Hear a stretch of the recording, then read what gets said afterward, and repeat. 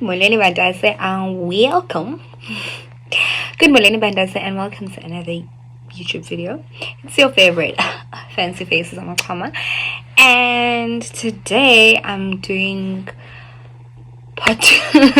Today I'm doing part 2 of my surviving rape, and the mental impact, psychological impact it has on one's life. Disclosure, I'm not a psychologist. I by no means are my methods the right way of dealing with things. It's what worked for me. Might have been healthy, might have been unhealthy. Most of them were definitely unhealthy. But yeah, and we'll just talk about the psychological impacts it's had on me, my life choices, my entire life basically, and my mental health. So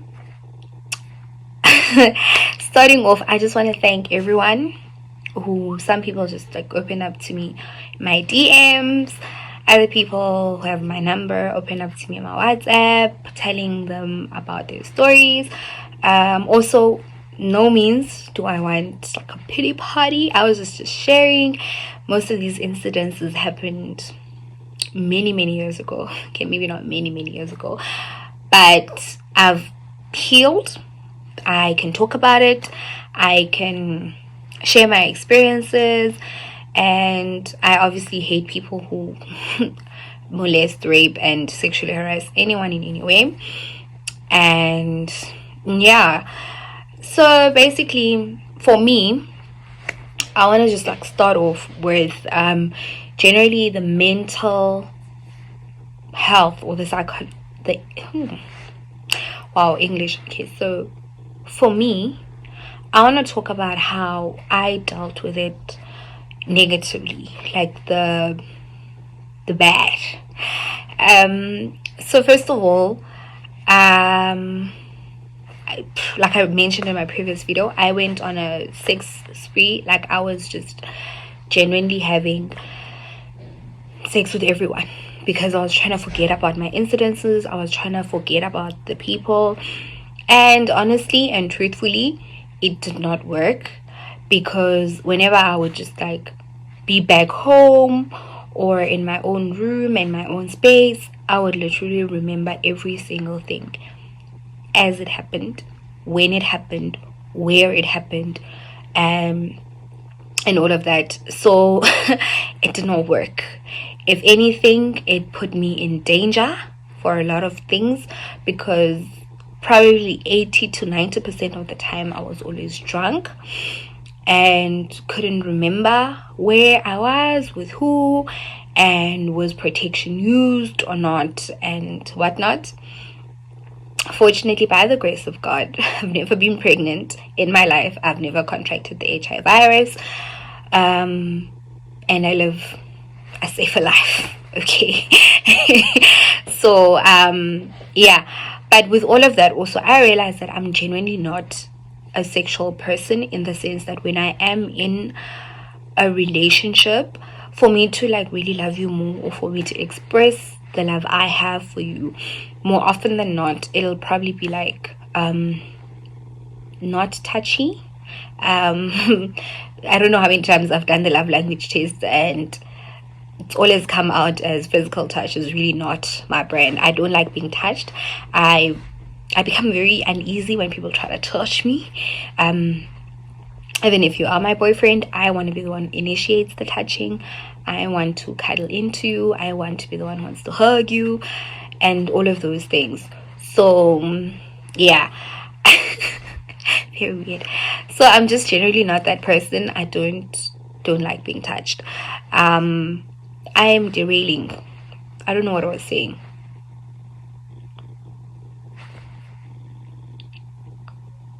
Okay, cool. So I was just having sex with everyone, and it was just unsafe, unhealthy. It was just bad. Like, imagine, and it was extreme. Like, I'm an extremist. I do everything to my extremes. I don't know why. Maybe there's a psychological reason for that. If you're like a psychologist or a psychology student and you can explain why I'm an extremist, that will be great. So I was just like extremely sleeping with everyone. But like when I sit down now and I think about it, I can literally recall everyone. Like I remember this, that where, who I was sober, was not, if protection was used or not. Like I remember it, but at that time it was just like whatever, I don't care. You know, I would wake up in places and I'm like, what the fuck?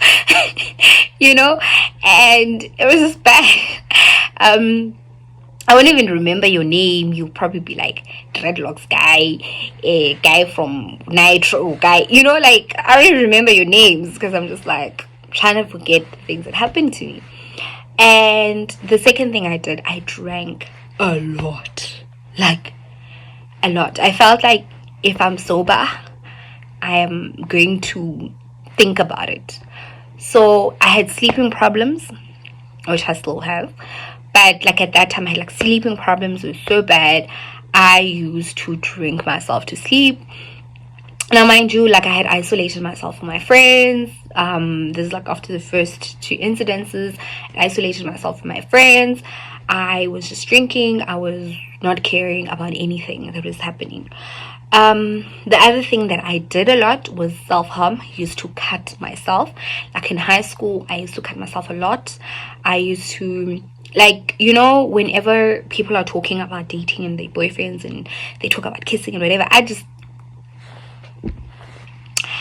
be like triggered, and I'd remember about how the people that I never wanted to kiss me would want to kiss me, and how they kissed me and made me feel uncomfortable. Like generally for me, I just found the whole intimacy of everything very uncomfortable. Like I didn't want, you know, so I used to just cut myself. I remember sitting in class, like I used to have a razor in my pencil case, and like a teacher would be teaching and I'd be slitting my wrists. It's not funny, but I used to do that. And then my self-harm went up and I started getting piercings a lot. Like genuinely I can remember why and how I got certain piercings.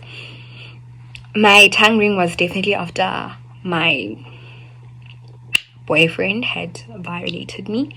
Went, I got my tongue ring. And then when the bus driver raped me, I got a piercing over here.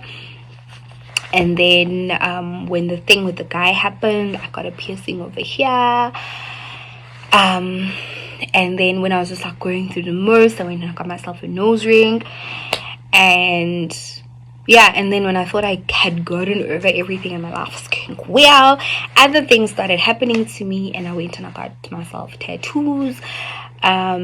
At the time when I was doing it, I like, okay, obviously psychologically I didn't realize that I was still self-harming, but I always had that thing where I was just like, I need something to hurt. I need something that is physical and I can actually say, this is painful, this is painful. Whereas I was just going through so much and I was in so much pain and I couldn't point. Like I would say my heart is so sore and people would be like, what? I'm like, guys, my heart is literally so sore and I am so sad. And everyone was like, but why? You know, because also I think the thing is with me, I've always suffered, like I was officially diagnosed with depression when I was in grade 9. I was what, 14 at the time, and I always could not explain what I was going through. Like it was just a lot. Like I was just like going through a lot, and I was just in an enormous amount of pain that I could never explain to anyone. So I needed to do this for me, and it felt better, even if it felt better for like a second or whatever. But that of the tattoo ink and needle and all of those things, and surprisingly, like all of my tattoos were literally like affirmations. I have one that literally, like, that says, "It was then that she carried me with footsteps," like when there was one pair of footprints and I thought that God had forsaken me, that's when he had carried me.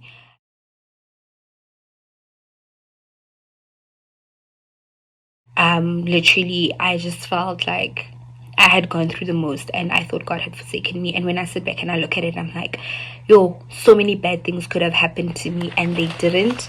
Surely it means that God's grace, God's love, his presence had protected me, right? So that's what I got. And then my mantra and motto, like, above all else, guard your heart, which is right over here. Here, daily reminder of, ma'am, you've gone through so much and you've always put other people first, and you need to start putting yourself first, you know. So I just have all these sort of like different tattoos all over my body with different affirmations, and even where I position them, it's like I need to see them. Like, I need to be able to see and to remind, okay, well, the other one is here, because I was like, this is where umthwalo wakho is, right? Your load is here. And I was just like, when my load was a lot and I thought he had forsaken me, it is then that he was carrying me. So I got like a lot of those, and it was so unhealthy. It was so unhealthy until my therapist, shout out to Sean, he was like, I need you to stop getting these things. You need to find better ways of dealing with your problems. And I was like, okay, sure, I'll try. I have since, when was the last time? I think it's been a minute since I last got a piercing or a tattoo. So well done, Sean, you're good at your job. And then obviously, like, my healthy ways of dealing with my stuff, it's always been writing. I used to journal a lot. I don't do it much anymore, but yeah, writing did help me with my stuff. Talking about it, I think that is the one thing that I can proudly and boldly say has helped me overcome most of my experiences, because talking about it means it's out there. And for me, I think, like, even like I said in my previous video, when it happened to me, like, my mom told me not to tell anyone, and I didn't understand why she said that. She said that probably was for her. I don't know. We've never really had that conversation. I'm just like, ma'am, can you please explain to me? Probably shouldn't, but talking about it for me felt and still continues to feel like you're giving that man or that person so much power, because you are still protecting them. Like I had said, you can't exactly go around telling people, because other people will actually, unless you go open a case for them and then they are guilty, you can't exactly go around telling people, because they'll arrest you if they want. But also, it gives them power in the sense that you're not talking about it, you're protecting them. Nobody knows that this person went and did this. Nobody knows that this happened to you. And the more you keep quiet, I find that the more you blame yourself, because now you're quiet and you're thinking of all the reasons why you are to blame. You're thinking of all the reasons why if you had behaved a different way, it wouldn't have happened. You're thinking of all the reasons why if you had done this and that, you know, like all these different things. And it's really not like that. It's not your fault. It was never your fault. And yeah, like, yeah, but okay, it is what it is. So for me, talking about it is taking back my power. I don't care if you what you think. I personally don't care. I remember there was once somebody on Twitter had like a question, would see, what would you do if your girlfriend told you that she got raped? And a lot of like responses on the tweet was so scary, because people were like, yo, now I can't date damaged goods, yo, now I can't. And I was just like, fuck all of you, because I don't want to date somebody who thinks being raped damaged me. I mean, psychologically it did, but like, really? Damaged goods? And just there's a stigma around it because you're like a filthy thing. No one wants to be around you. Nobody wants you. No one, all of these different things, which I personally don't care about. If you feel like my rape affects your life in any way and changes our relationship, then leave. It's okay, you know. But it's very important to support your people, very important to support your friends, your family, whoever.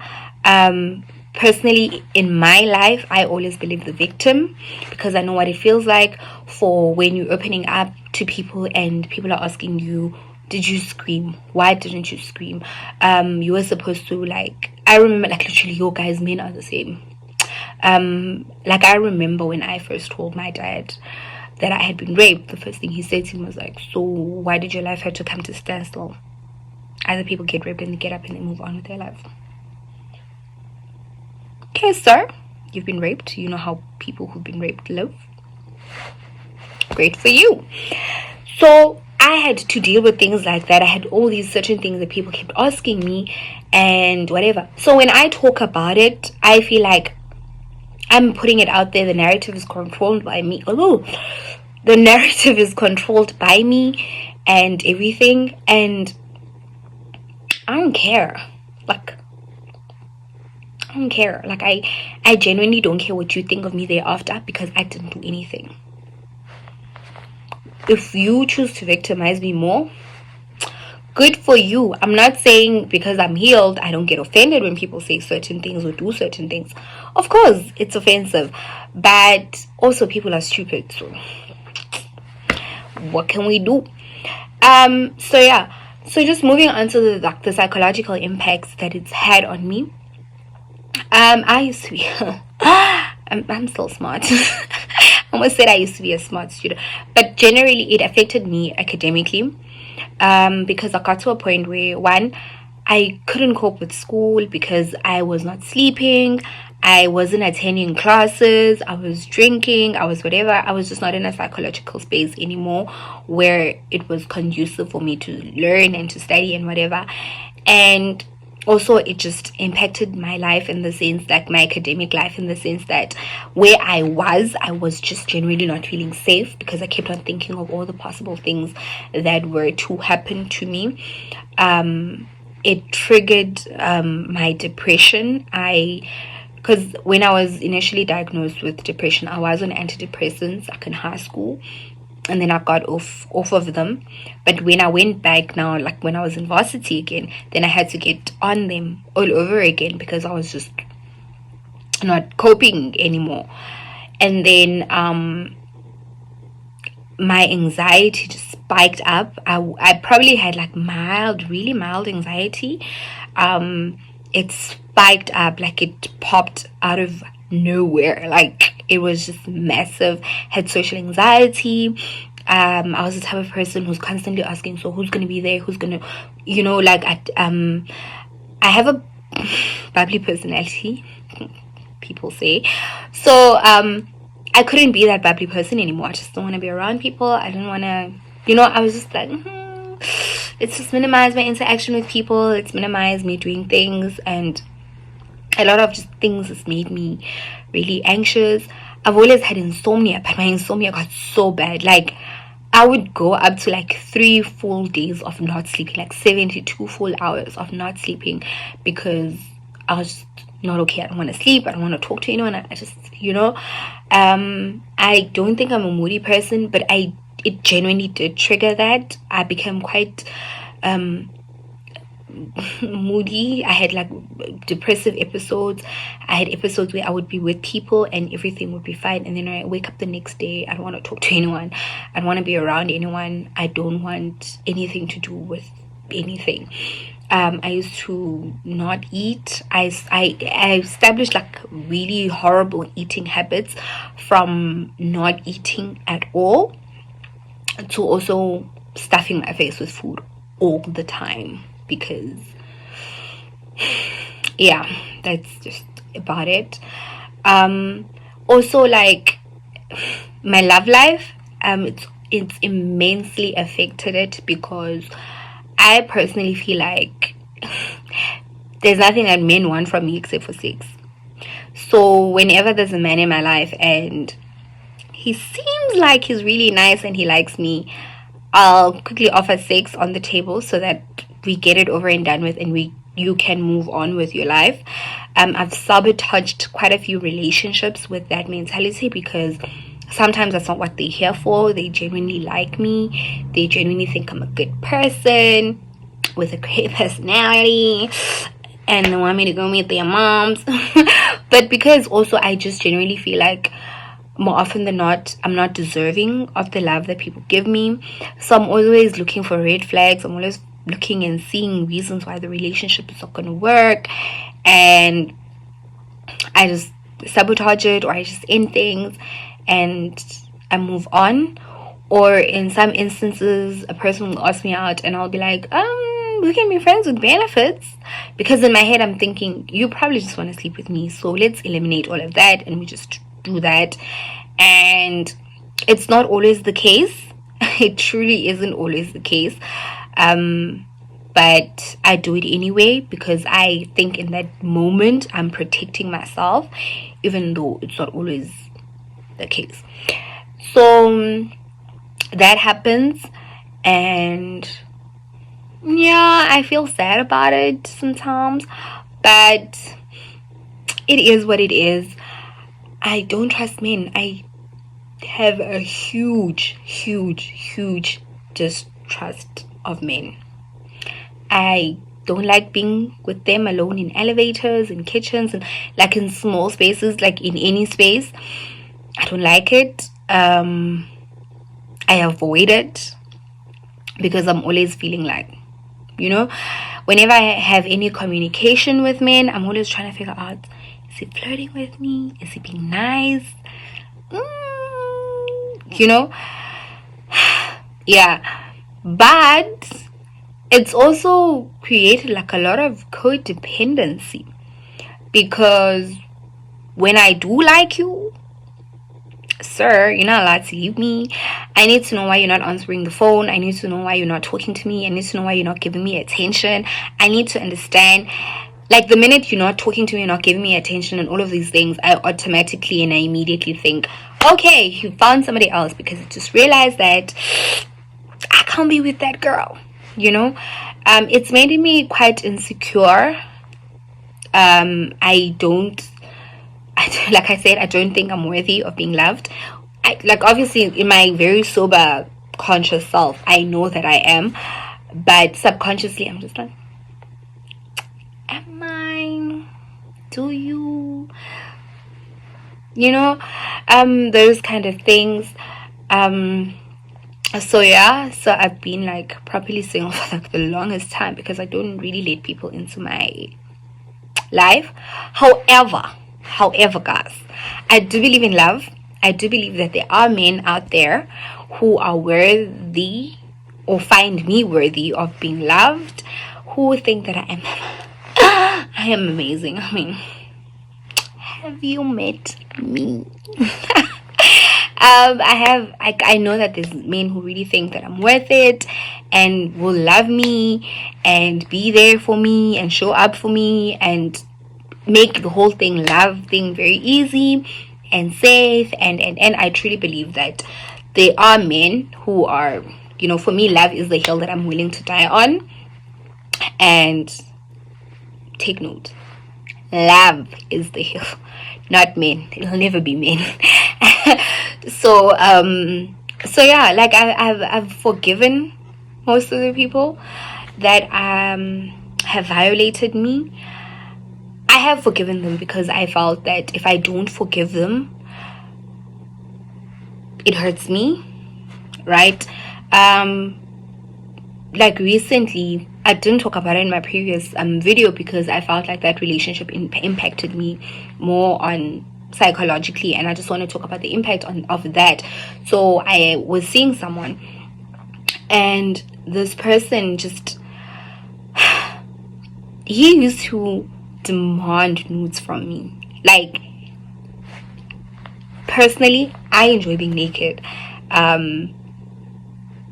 like, if you were to hack into my phone, you'll probably find nudes, because I enjoy being naked. I'm constantly taking naked pictures of myself in the bathroom, in front of the mirror. I walk around the house naked. So there was this gent who's like, but you have all these naked pictures, send them to me. And I'd be like, no, I don't want to send you pictures of me naked. And he would be like, okay, fine, I'm gonna video call you, can you just, and I'm like, no, we're not gonna do that. Ladies and gentlemen, that is harassment. Okay, that person was my boyfriend. If I send you nudes, or you ask me to send you nudes and I say no, that is harassment. If I send you nudes that you didn't ask for and you tell me that, hey, I don't like it when you send me nudes, I need to stop, because also that is also harassment, right? And I remember telling this person that, listen, please stop doing this because you're making me uncomfortable. And he would even just like do weird things when he'd come to my house, and we'd be sitting together and he'd be like, can I touch your boob? And I'm like, please don't. And he'd be like, but to my girlfriend. I'm like, yeah, but I don't want you touching me. And even after we broke up, we'd be sitting together and he'd be like, can I please put my hand up your skirt? No. And she continuously did that, to a point where when I did finally end all communications and everything with him, I just genuinely got triggered, because for the longest time I used to feel like that's the only thing men want from me. I'm just some sex, not a sex god, like a sex symbol, that when men see me, they just see sex, they just want to have sex with me, they just want to whatever. And it made me very uncomfortable. Like, I genuinely don't find physically complimenting, especially if they're going to be like predatory comments, I find them very uncomfortable. I hate people who be like, oh, you have such a sexy ass, oh my gosh, I can't wait to like, those things make me uncomfortable, unless it's from somebody that I have that kind of relationship. Like, but even if you do make me uncomfortable, rest assured, I'm the type of person to be like, hey, can you please not, like, we don't do that here. So it made me really uncomfortable, to a point where I started cutting myself again. Now, this is like somebody who hasn't cut themselves since like high school, and I started cutting myself. I was so miserable. I wanted to end it all, because I was like, Yazini, guys, when people are talking about people's purposes in life, surely mine is to be by everyone. And it took back my healing, like back, like, wow. I even had to get back on antidepressants. I'm grateful that I didn't fall back into the trap of sexually harming myself by having sex with everyone. But it did fuck me up, like bad. Like, I was just like, probably never gonna get married, probably never getting into a relationship again, probably never having sex again, probably, so I just went through like a lot of all of those things, and it affected my self-esteem so much, because now you become very cautious of what I wear. Is it because I wore this jacket that people were saying this? Is it because I was wearing these tights that people were saying this? Like, it got so bad that like I was busy doing like 1,000 skips thing, and I used to post about it on my WhatsApp, and I started choosing like different pictures to post, because people would react like in a different way, but like, oh, those boobs, oh, those thighs, and I'm just like, why are people always sexualizing me? And I think part of just like my therapy is just realizing that I'm not the problem. There's nothing wrong with what I'm wearing, there's nothing wrong with what I'm doing, but there's everything wrong with the people in our society. We live with predators, we live with rapists, we live with men who will protect them, like they will protect each other. Like, the squads that men are in, guys, have you seen the herd immunity that men the herd immunity that men have for one another? It is toxic. Like, if I were to come out now and be like, Mang did this, everyone, like his friends, his sisters, his whatever, they'll all jump up and be like, not him, he's a nice person, he's whatever. And I just feel like that's like men's general MO. They always make sure that they are kind, they are what, they are everything that is great around everyone else. I mean, for me, even this guy that I'm talking about, he was genuinely a nice guy. Like, He's a nice guy. Like, I even used to be like, oh, but he's a nice guy. And when I told him that I was going to report him, he was just like, but I'm a nice guy, no one would believe you. And because of that, I reported him.